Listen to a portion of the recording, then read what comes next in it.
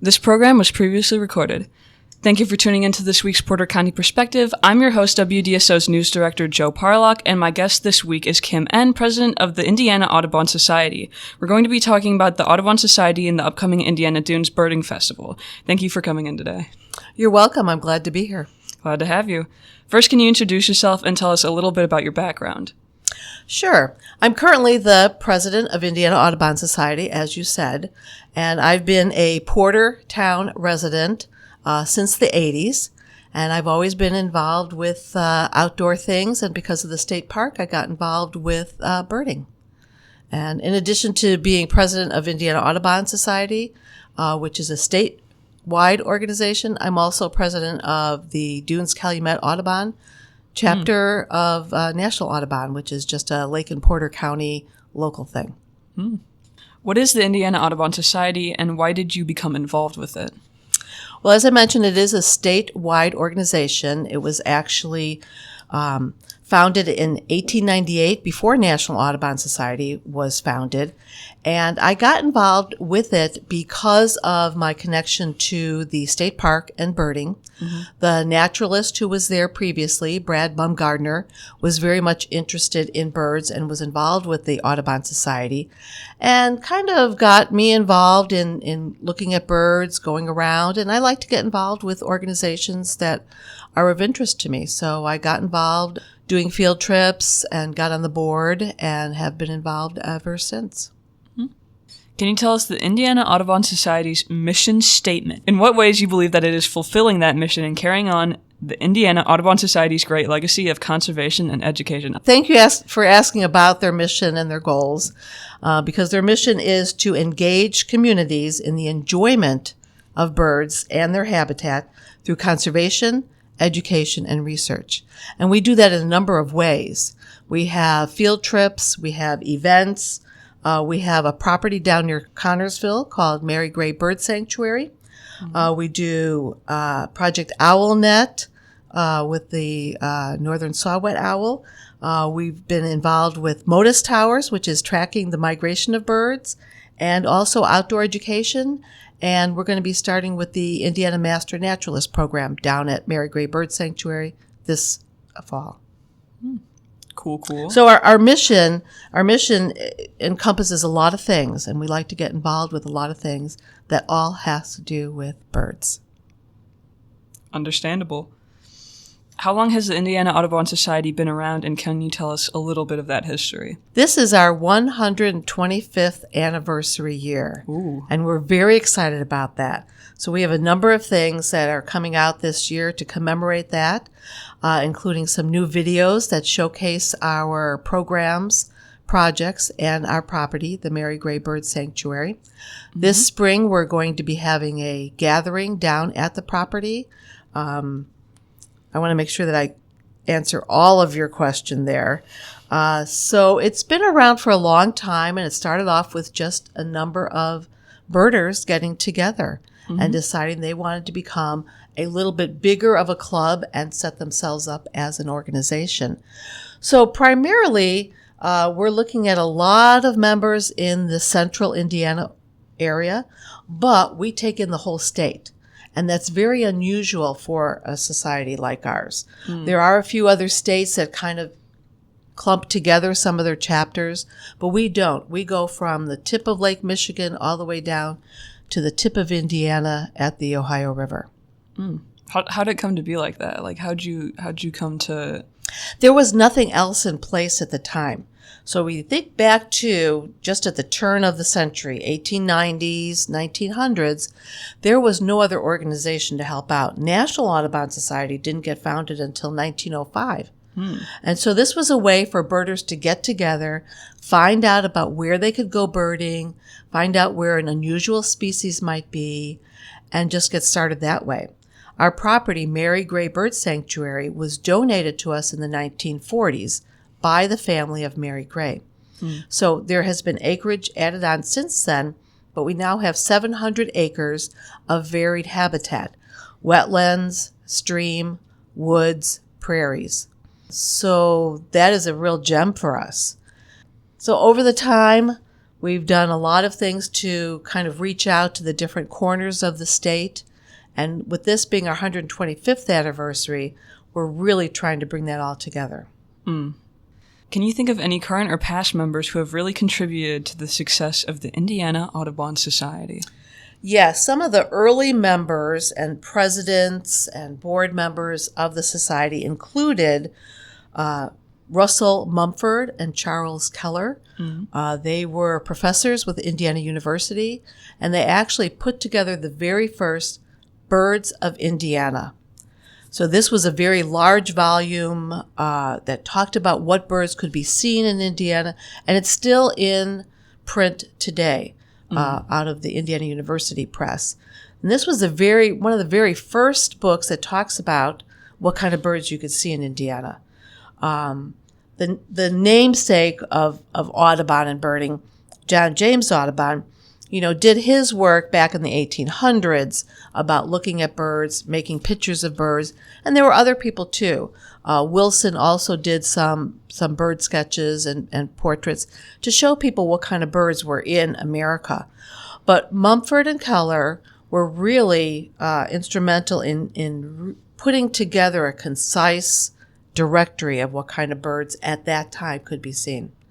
So we have added a lot of birds over the years that have come into the state, and there's actually an Indiana Birds Record Committee that actually looks at these sightings and decides whether or not that's just an unusual sighting, maybe there's not enough documentation and pictures to say that it's really a true sighting.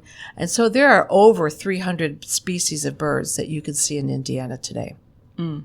So they created kind of the first step towards like a field guide? Yes. Interesting. What are some of the current goals of the Indiana Audubon Society, and can you think of any goals that the society has met that you're particularly proud of? Well, one of our big goals is continually improving and providing access to our property, Mary Gray Bird Sanctuary. We're very proud of that. And so we're continuing that and making improved connections to all of our members. We have over 1,000 members in all the different counties of Indiana, and we like to improve that connection with them. We also have a lot of donors who help us out. Sponsorships, donations, different programs to help fund the activities that we do. Some of the things that I've already mentioned with the field trips. We just added a youth and community outreach coordinator who will be working in central Indiana to help us out there. So we're moving from a board-driven to a staff kind of driven organization because there is so much that we want to accomplish with our goals. Can you tell us about the Society's outreach programs and workshops and how those interested can access them, which goes well with the last answer? We're trying to be a voice for birds in Indiana, so we do have a virtual birding series that people can access online, and they can register for that through our website. We have a Share and Connect program that allows folks to donate binoculars to be able to distribute them to folks who don't have binoculars or can't afford them.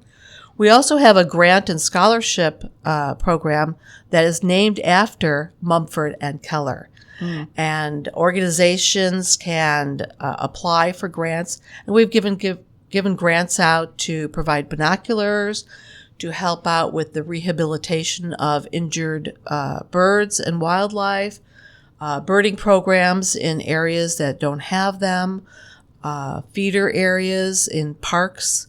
So there's a lot of things that can go to. We also have started event scholarships.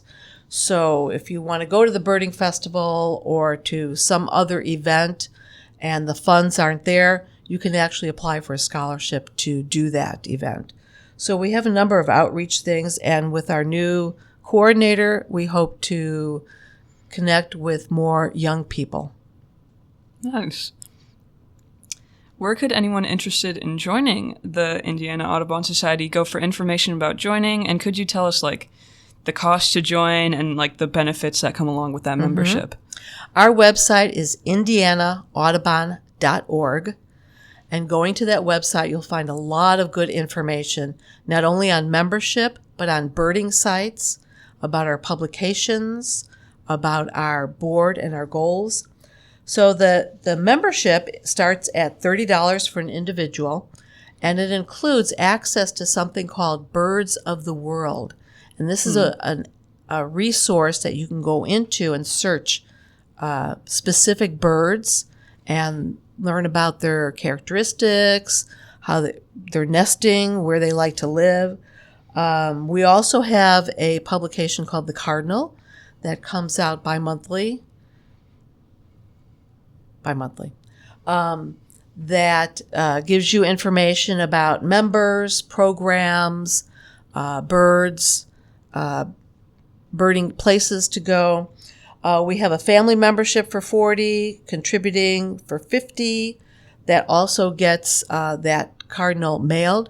We also have a publication called the Quarterly, Indiana Audubon Quarterly, which is a little bit more scientific in nature, talks about the field notes of birds seen during the different seasons, what kind of research is out there about birds, because we are very much into research, and also gets you a discount on our merchandise. And then the Cardinal membership is $100, and it includes all that, plus some special discounts on field trips. And all that information is on our website, indianaaudubon.org, and you can always contact us through that website if you have any other questions. All right. Now, I'm glad that this question is in here. Not to admit that I don't write my own questions, but I'm glad this is in here because I've pondered about this. Chesterton, Indiana is proud to call itself a bird town. Can you tell us how we gained this designation? Yes, I can. And we are very proud and happy that Chesterton is a bird town. To get that designation is an application that looks at a lot of different things that a town is doing. What is it doing about open lands? Are there resources nearby that provide habitat for birds, education about birds? And so it was a process that Chesterton had to go through to see how they deal with those different things, including looking at their own policies and codes about things like feral cats and invasive species. And we're very lucky in this area because we do have a national park and a state park nearby, and we have a lot of other organizations that help out. Coffee Creek Watershed, the Westchester Migratory Bird Sanctuary, and a lot of other groups too. Shirley Hines Land Trust is within this area also. And in addition to Chesterton, your listeners might be interested to note that Porter and Beverly Shores have also been deemed bird towns. That's cool. At the very least, I'm interested to know that. All right. I don't know if this is like, you know, how people don't want other people to know, like, their fishing spot. But what are some of your favorite spots to go bird watching that you can recommend to other fellow birders? I have several favorite spots, and a lot of times it depends on the season. So, like in the wintertime, waterfowl come down the Great Lakes and kind of hang out at Portage Lakefront, and that's a really great place to look for waterfowl. There's a lot of people that go over to Michigan City Harbor, but the winter winds and weather can be pretty brutal over there. So I really like Portage Lakefront. It's got easy parking and easy access to see the lake, and that little lagoon there will stay open in the wintertime. Now, in the other seasons for bird migration, the state park is really a great place to go.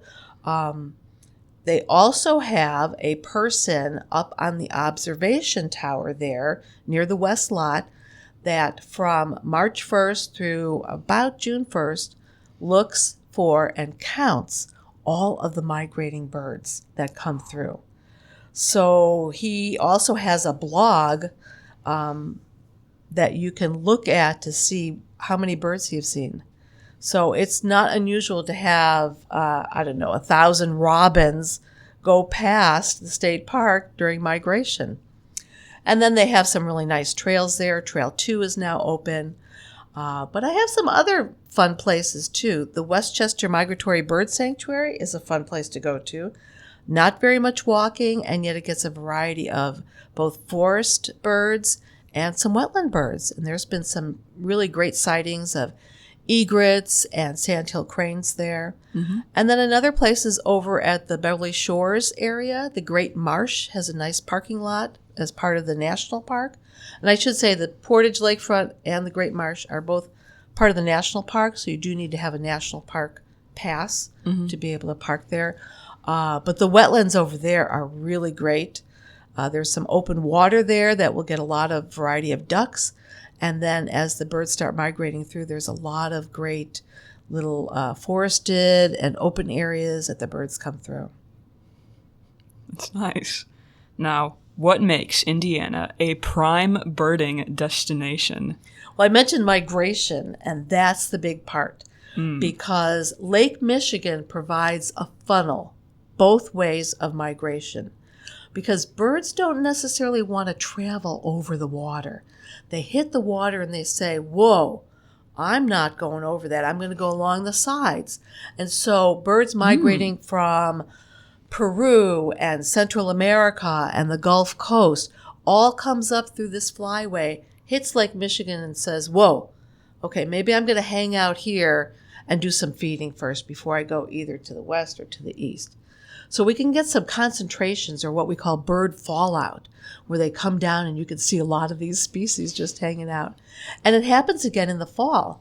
So they head up then north because a lot of these birds will nest up in Canada and Alaska. And so then the fall migration, they come back down through and they're coming along the sides of Lake Michigan and stop here, again, feeding a little bit before they head on further south. So, and we can see that like in the spring and the fall too with the sandhill cranes. Many of your listeners may have heard them already this month making their interesting sounds. And you got to really look up high because they're pretty high when they do their migration, but they've already been coming through, heading north for nesting. Yeah, I never really thought about that. That's very interesting to me personally, at the very least. Yeah, so you're talking about thousands and thousands of birds coming through our little area. What are some of the birds that you've seen in the area that most excited you, and some that out-of-towners might be surprised to find here? Well, I am very partial to a little bird called the piping plover. And the piping plover got some notoriety last year in the Chicago area because they did have a nesting pair in Chicago. And we've always thought that they could be nesting here again because they used to nest along the lakefront. But we have so much inundation by people going to the beach and letting their dogs run along the beach off of a leash that it's hard for shorebirds to really nest here. And so they are one of my favorites. My other favorite really is the sandhill cranes. The fact that there have been more in this area and even nesting in the Beverly Shores marsh area and the Coles Bog area, which is another great place to go visit, is just very exciting. And I think a lot of out-of-towners don't realize how many birds actually nest and raise young in our little area here, because we're such a patchwork of native and habitat areas. You know, we've got a little patch here, then we've got houses, then we've got industry also along the lakefront. But there's a lot of birds that still nest here. In fact, some of the steel mills have large colonies of double-crested cormorants, gulls, and some other birds that nest in their areas that we can't even get to. In order to check on them, they're even resorting to drones to kind of take pictures of these nesting birds so they can keep a track of the numbers that are nesting there. A lot of out-of-towners come here because of our gulls. We're so used to seeing them, we just call them seagulls, and they're not really. There's ring-billed gulls, herring gulls, Franklin's gulls, little gulls, all kinds of birds of that size that come along the beach areas. And it actually takes some of those gulls 4 years before they become an adult bird. So they may be seeing gulls that are different colors, but it's still the same gull. And that's our most common one, is the ring-billed gull and its larger cousin, the herring gull. I like the idea of using a drone to take a picture of a bird. That's not very related, but I like that. Okay, can you tell us about any upcoming events sponsored by the Indiana Audubon Society? Yes, our next event is actually our spring gathering at the end of April, which is going to be at Mary Gray Bird Sanctuary. Mm-hmm. And while it seems like it's a far distance to get to Connersville from here, it's about a 3.5-hour drive. It is really a beautiful area, and we're doing a lot of hikes and presentations for that. And it's not only open to our members, but it's open to the public too. So if folks have places to stay in the Indy area, Connersville or Rushville, they're invited to come out to that. That event is on our website. And then something that's a little bit more closer to home is our Indiana Dunes Birding Festival. And that is really a highlight of the spring migration here in the Indiana Dunes. And that is headquartered right here at the Visitor Center on Highway 49. Good that you brought up that Dunes Birding Festival, because let's talk more about it. You know, could you give us the dates and a website for people to register or attend the Dunes Birding Festival? I want to make sure I get it right here. It's the website is In Dunes Birding Festival. InDunesBirdingFestival.com, and that will give you all the updated information. It goes from May 11th through the 15th. So we have both pre-festival activities going on and post-festival activities. So some of our pre-festival things that are happening on Wednesday are field trips out to the Chicago area and day-long trips. But also in the evening, we have an art exhibit that will be opening that evening at the Visitor Center, and also some special seminars at the Visitor Center. And then Thursday through Sunday, we have field trips, we have presentations, we have a migration marketplace where we have bird-related vendors, a native plant sale by the Dunes Calumet Audubon Society, and just lots of activities. There are evening hikes. There is a Thursday night gathering, a Friday night Birds and Brew, a Saturday night keynote speaker, and then the post-festival includes some field trips to southern Indiana, northern Michigan for the Kirtland's Warbler, and there's even a special raffle for a black rail field trip to go see the black rails, which are a very special and endangered bird in Indiana. So there's a lot of things to do, and they can register by getting onto that site, InDunesBirdingFestival.com, to do a basic registration, which is I think it's $55. So don't hold me to that, but that information is all on the website, and it gets you into all of the free presentations. There's some extra add-ons for different field trips and speakers. So are tickets available for both the full Thursday to Sunday festival? And this is a silly way to phrase this question, but I think you know what I mean. What's the ticket situation? Okay. So the ticket situation is here. You can do a single day registration. You can do a 4-day registration, and you can do just the dinner, with the keynote dinner, which is with Jennifer Ackerman, who is our keynote speaker. So until the end of this month, the single-day registration for an adult is $35, for youth is $20. 4-day registration for an adult is $65, for an adult, $45 for youth. So registration goes until May 1st. That's the cutoff. After this month, in the month of April, everything goes up by $5 to $10. So the best thing to do is to get on the festival website and check to see what you might be interested in. All right. Well, word on the street. There's some special activities for people who want to get an early jump on the Birding Fest on Wednesday as well. Can you tell us about some of those things? Yes, I can. Some of those field trips have, and I will caution all your listeners, This is a very, very popular birding festival, and registration for this actually started March 1st. And so many of these things are already full, but there's still plenty of things to do. So this next week is the week to get in on some extra field trips that might be coming out. So I'm just going to give them a heads up. So get on that website. So some of the things that we have on Wednesday include going to the Chicago Field Museum, looking at some of the best migrant hotspots on Wednesday.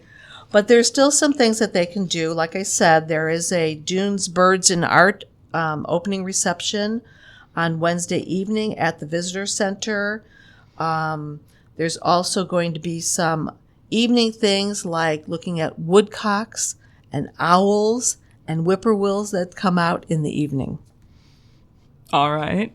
And this is, I believe you've already answered this a little bit. The basic tickets package includes...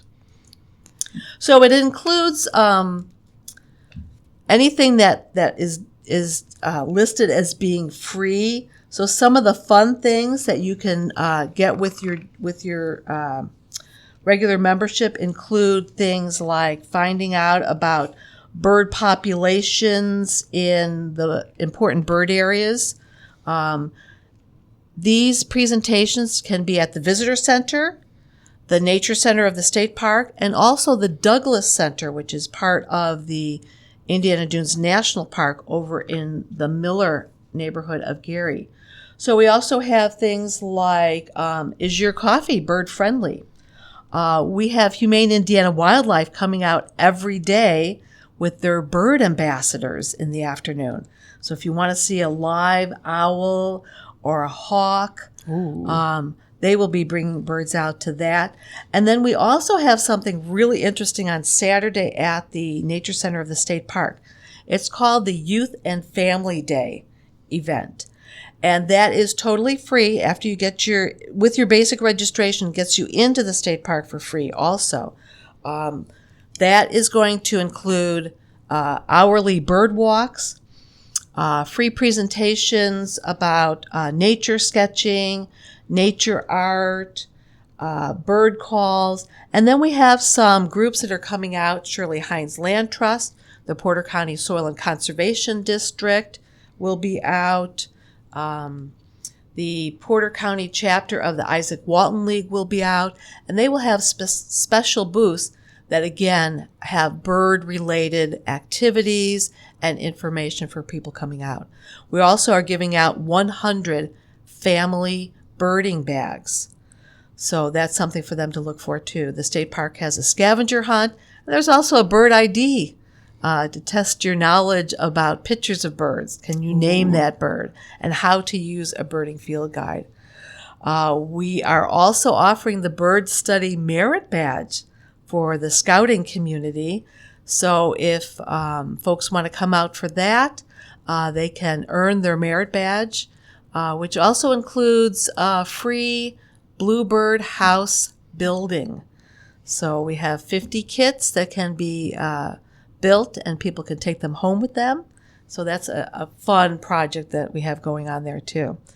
So in addition to that, the Migration Marketplace has, like I said, vendors, including Christina Kanowski, who designed our poster and the birds for our merchandise. This year, the focus is on the woodcock. The American woodcock is an interesting bird that does a little dance to entice its partner. Ooh. And so it will fly up really high and its wings make this really cool sound, and then it drops down pretty much where it started on the ground. And it goes up like 100 feet or so. It's just fascinating. Dunes Calumet Audubon will be doing 2 woodcock walks in April and May. And our woodcock guru is Dan Baraball, who is a Chesterton resident who really has taken a shine to the American woodcock and its interesting way of attracting its mate. So just a lot of fun things with this festival coming up. And so if people don't register, they can still come and visit the Migration Marketplace and can still come out to the Youth and Family Day at the state park. But I highly recommend getting a basic registration, checking to see what field trips might still be open to register for, because there's a lot of fun places. Coffee Creek Watershed is involved in doing some programs out there. Dunes Tourism has done such an amazing job of also being a part sponsor to get this off the ground. I'm going to get a little loosey-goosey with the question order at this point. So each day it's jam-packed with these birding activities, and all of this is...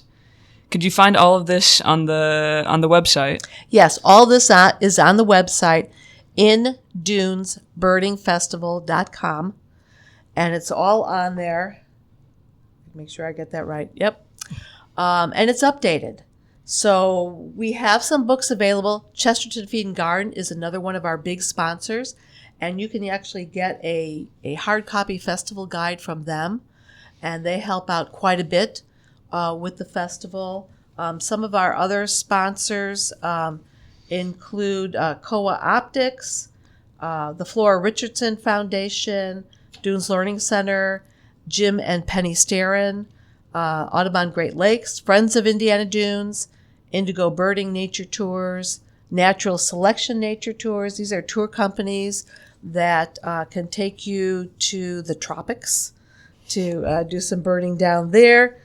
Nature Conservancy, St. Joseph County Parks. We have some field trips up into their area. Also, the South Shoreline will be having our special poster will be on many of their South Shore trains that people can look for. And then the South Bend Elkhart Audubon Society and the Dunes Calumet Audubon Society. All right. Could you walk us through some of the highlights of the festival that you're most excited to attend? Well, I love all of the things there, and I'll actually be leading some of the hikes, including hikes at the Brink Across Gardens, which is part of the Porter County Parks offerings. I think more than anything is just connecting with the people who are coming, because a lot of the participants are relatively new birders, and it's really fun to hear their excitement about what they were able to see on their field trips. Mm-hmm. And we have a big poster at the visitor center that has all the birds possible that we could see. So folks can come and put a check mark as to when it's been seen. So it's great to see what everybody has been seeing. And the other thing is sometimes we get a rare bird that comes in, and it is announced to everyone. So come and see what that bird is, and a lot of sharing. Oh, we saw the yellow-headed blackbird, or an interesting bird could be the swallowtail kite that was hanging out at the Reynolds Creek game bird area near the National Park Heron Rookery. So there's just a lot of great fun things. All right. For those attending the festival, what do you encourage birders to bring with them to make the most of their trip? To make the most of your trip, you really need binoculars. And we always recommend try to get the best pair that you can afford. There will also be binocular vendors there, so you can try out some other kinds of binoculars. And the other thing to bring with you is patience, because bird watching is kind of a hobby or activity that requires you to watch for a while. Mm. You might go into the woods and say, oh, there's nothing going on. But if you just stop and wait for a little bit, all of a sudden you'll notice all the birds that are actually moving around. So bring some patience, bring your binoculars, bring some money so you can buy some really cool stuff, and just have fun. All right. How many years has the Indiana Dunes Birding Festival been occurring, and what's the average turnout for the festival? Is it considered to be a large birding festival? This is the 9th year of the Birding Festival, and every year we have more and more people register to come, and every year we add more and more field trips and programs and presentations. So we're looking this year at about 700 participants. And for that increase over the first year is just amazing. It's kind of interesting because in comparison to some of the other birding festivals, we are still a relatively low-cost birding festival. So for under $100, you're getting all of these great field trips and activities and presentations and programs that you can go to, where some of the other birding festivals, you're looking at over $100. So we're trying to keep it low cost, but yet trying to accommodate this large number of participants who want to come out and go on field trips.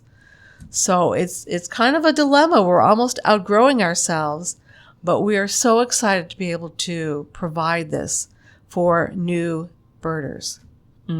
Do people travel there as like a destination trip? I know Emily was telling me the other day, like someone's coming from out of state that she knows to be here. So do many people do that? Yes, it is getting to be more and more people are choosing to come here as a destination. We have people coming from as far as Alaska, California, East Coast, West Coast, Gulf Coast. I think last year they might have counted at least 10 or 11 states represented. I'm not sure of the number, but it is amazing. And so people who are coming from farther distances are coming and staying at the campgrounds, state park campground, national park campground. They are filling up the local hotels that are all helping us out, and even renting houses and places like that. So it is really helping tourism in the area, and so that's why we're very happy to partner with Dunes Tourism to provide just a great birding festival for all who are interested. That's outstanding. That's cool. What is the Indiana Dunes sister park, and how did you work out getting park rangers from there to hold a seminar at the Dunes Birding Festival? Well, I think part of it is that we're just lucky that we have a really great relationship with the national park and Superintendent Paul Labovitz. This sister park, which is in Poland, is Kampanoski, and the park has had a relationship with them for a long time, ever since Superintendent Dale Enquist was part of the National Lakeshore at the time.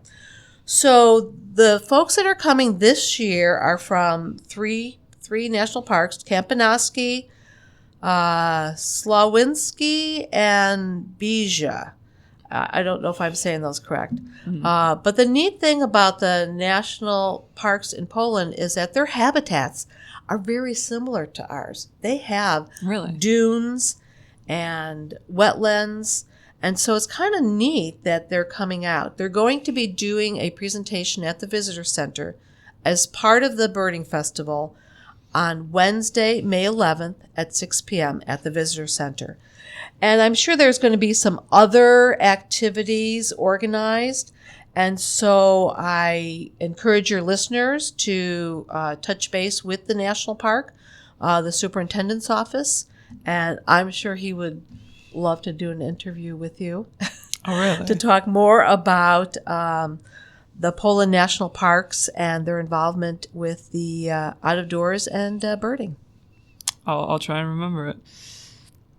How many species is it possible to see during the festival, and do you know what some species are likely going to be present that festival goers will be looking forward to seeing most? I probably read that wrong, but...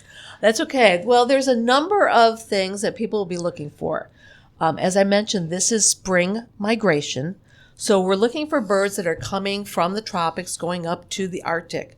So that includes a special kind of bird called warblers. And so we're looking for Blackburnian warblers and Connecticut warblers and Kentucky warblers and black-headed green warblers and black-throated I shouldn't say black-headed, black-throated green warblers, black-throated blue warblers, just a variety of interesting birds, prairie warblers. And there's a few birds that will come and there'll be just maybe one bird and it just goes to a certain place. And so that's very exciting for the participants to find out, where is that one place that I can go and see that warbler? We kind of covered this a little bit earlier, but who is the keynote speaker this year, and what will they be discussing, and will there be any other speakers presenting throughout the festival? Yeah, our keynote speaker, which is on Saturday evening, this keynote speaker presentation and dinner is at Sand Creek Country Club, and so there is an extra fee for that. It's Jennifer Ackerman, who has written a variety of books, including a book called The Genius of Birds, which is really a very fascinating book.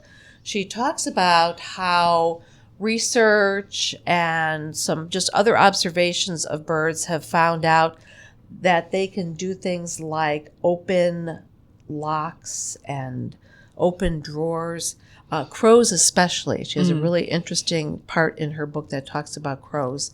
And she's going to be talking about the mysteries of the intellect of birds during her presentation. So I'm really looking forward to that. We have other presenters of different topics, and that's all in the information that you can find online at In Dunes Birding Festival. One of our speakers, and most of these presentations are at the Visitor Center during the lunchtime hour, 11:30 to 12:30. One is about the movement and the ecology of the northern hawk owl, which is a very interesting species that you can see up in northern Michigan, northern Minnesota. That's as far south as it comes. We don't see it down here, so you have to travel. And all of the things that it does up in the areas of Canada. So a lot of those species, including something that some of your viewers, your listeners may be interested in, is like the snowy owl. People like to know, is the snowy owl around? Is there going to be one that I can see? And of course, birds have wings, so we never know where they want to fly to. And a lot of it depends on their food source.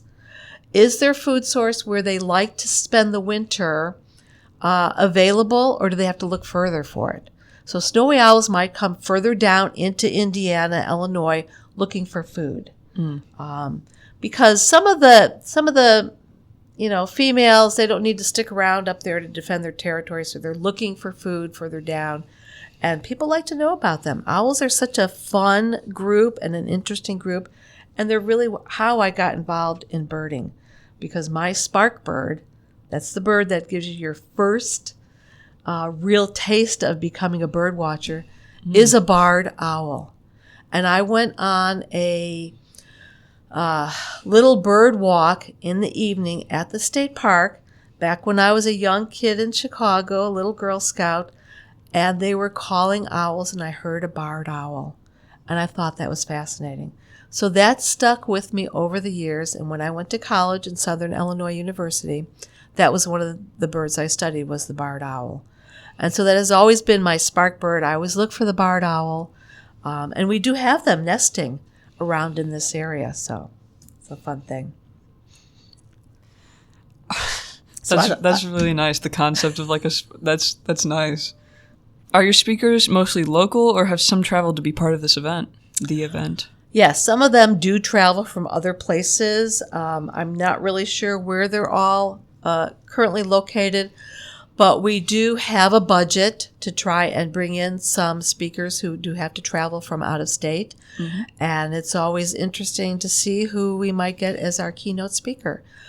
We've had a variety of people, birders who have done a big year, getting 7,000 species of birds in a single year. We've had folks who have studied migration and written books about it. Someone who is pretty prominent in their area, doing birding field trips. So we've had a variety of different keynote speakers, and we're always looking for what might be interesting to our participants for the next year. Besides seeing an epic, astronomical, totally cool number of bird species, what are other skills or experiences that you can gain from attending this festival? Skills that you might attain. Just getting more experience, becoming a better birder. Seeing a bird and not sure what it's called, and then finding out what all the characteristics are, the habitats that certain birds like to be, and I think just connecting with other birders, knowing that there are birders who know less than you, and there are birders who know more than you, and how much fun it is just talking to others about birds. Besides yourself, who else is responsible for creating such an amazing event for avid birders? Oh, a lot of people are involved in putting this on. And I'd have to say, first most is the executive director of Indiana Audubon Society, which is Brad Baumgardner. Mm-hmm. He is really the leader of this particular event. It was something that he had an idea for 9 years ago, met with Paul Labovitz, superintendent of the national park, and it started rolling from there. So we have the national park involved, we have the state park involved, we have board members from Indiana Audubon, a lot of volunteers are involved in it, and then some of the other organizations, Dunes Tourism, Coffee Creek Watershed. We have volunteers who are currently like the state botanist of Indiana or work for Lincoln Park Zoo, and just a lot of different organizations, and then all of our sponsors, corporate donations, people involved with other grants that help us to fund different parts of this. A lot of people go to put this on. So it would seem we're kind of wrapping up here. Mm-hmm. Could you repeat the dates, the location, and how to get tickets for the Indiana Dunes Birding Festival, and anything else you would like to say at the end of this? Okay. So for the Indiana Dunes Birding Festival, which is being held May 11th through the 14th, with some pre and post experiences also, go to our website, indunesbirdingfestival.com, and you can get all of the latest information there. If you want to know more about any of the other groups, there's lots of connections on that site. Indiana Audubon Society has their own website, which is indianaaudubon.org. We are also on Facebook. And I just encourage everyone just to get out there and do some birding. And if it's a rainy day, go on your computer and find out more about these organizations. Okay, one more question that's just goofy. Do you have a favorite bird? Well, I was going to say my spark bird is one of my favorite birds, but my other one is actually the wild turkey. Really? I get very, very excited when I find turkeys. They like to have old ag fields near trees because they do actually fly and roost in the trees. I've seen them in near Dune Acres. I've seen them in Beverly Shores. I've seen them on 94 going towards Chicago in some fields. So you just never know where you might see them. People will send me pictures of them walking across their road or up near their bird feeders. And just even seeing other people's pictures, I just think that's so great. All right. That's going to wrap things up for this week's edition of the Porter County Perspective. My guest this week was Kim N., president of the Indiana Audubon Society and the Dunes Birding Festival. Thank you again for coming in today. This was a very nice interview. I had a very good time.